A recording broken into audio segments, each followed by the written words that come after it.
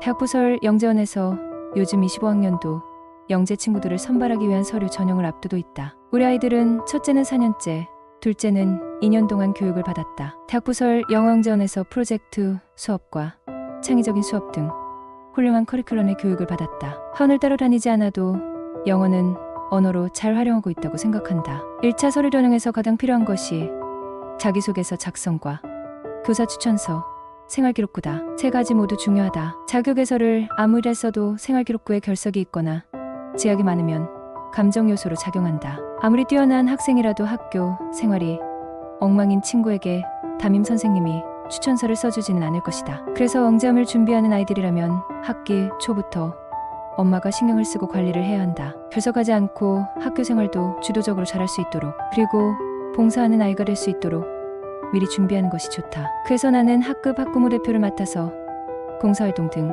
적극적으로 학교 행사에 참여하고 있다. 이 나이에게 아주 중요한 영향을 준다. 많은 사람들이 아이는 엄마의 뒷모습을 보고 자란다고 한다. 내가 학교에 봉사하는 만큼 아이도 학급에서 학교에서 봉사를 한다. 그런 일련의 활동들이 아이들에게 학교 생활을 잘할 수 있는 원동력이고 스토리가 되기도 한다. 자소서를 잘 쓰기 위해서는 어떻게 하냐고 질문을 많이 한다. 일단 아이의 노력이 잘 드러나게 쓰는 것이 중요하다. 그동안 아이가 해온 자기 주도적인 공부나 탐구한 내용들이 있다면 미리미리 기록해두고 그걸 기반으로 영재원에서 필요로 하는 학생임을 녹여내야 한다. 15년도에 준비한다면 그 전해나 그 전전해에는 자소서의 질문이 어떤 형태로 나왔는지를 파악한 후 아이에게 써보라고 하는 것이 큰 도움이 된다. 첫째가 2학년 때 처음으로 자기소개서라는 것을 써보았다. 나도 모르는 것이 너무 많아서 여기저기 찾아보았지만 정확한 답은 없었다. 아이와 함께 수십 번을 쓰고 지우고 수정하기를 반복했다. 그러면서 아이의 자기소개서 쓰는 실력이 많이 늘었고 질문에서 구체적으로 필요로 하는 것이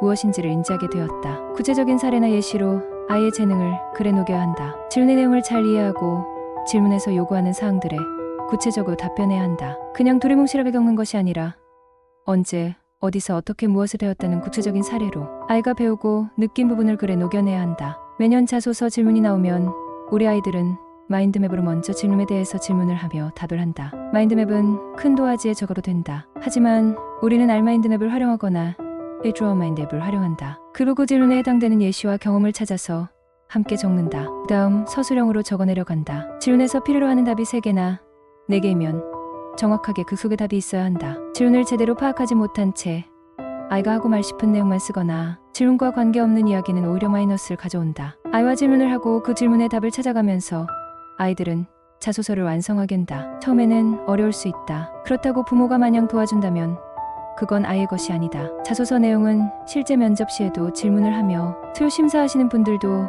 아이가 쓴 글인지 다른 사람이 쓴 글인지 분명하게 알아낸다고 생각한다. 이미 수천 명의 아이들의 서류를 심사한 심사관들의 눈에 아무리 뛰어난 아이라도 글 속에 아이의 순수함이나 아이만이 주는 느낌을 지울 수는 없다. 하지만 내가 듣기로는 부모가 써주고 기관에서 써주고 합격한 아이들도 있다. 합격해서 좋을 수는 있지만 그건 장기적으로 보았을 때는 아이의 기회를 박탈하는 것이라고 생각한다. 틀려 못해도 아이 스스로야 바람직하다. 주의사항에도 직접 작성하라는 말이 나온다. 아이를 믿고 아이가 쓴 글을 믿고 아이를 응원한다면 분명하게 좋은 결과를 얻을 수 있다. 영재원이라는 곳은 영재들이 간다기보다는 아이들이 발전 가능성이 보이고 열정적이고 창의적인 아이들이 간다. 나는 우리 아이들이 영재라고 생각한 적이 없다. 세상에 어릴 적 뛰어난 아이는 수없이 많을 것이다. 그 아이들이 어떻게 성장을 하는지가 중요하다. 영재원 안 가도 별 문제 없다. 영어, 수학, 과학의 모든 기본은 책 읽기라고 생각한다. 도열에 그리는 친구들은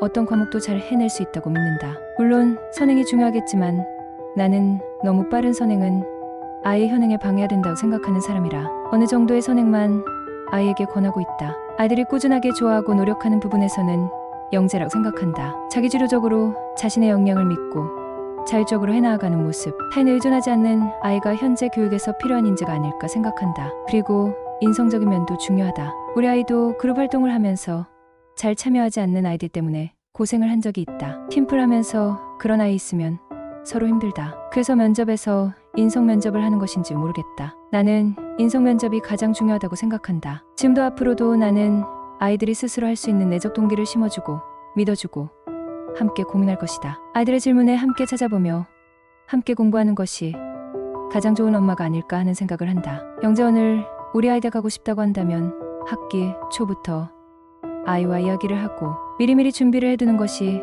가장 중요하다.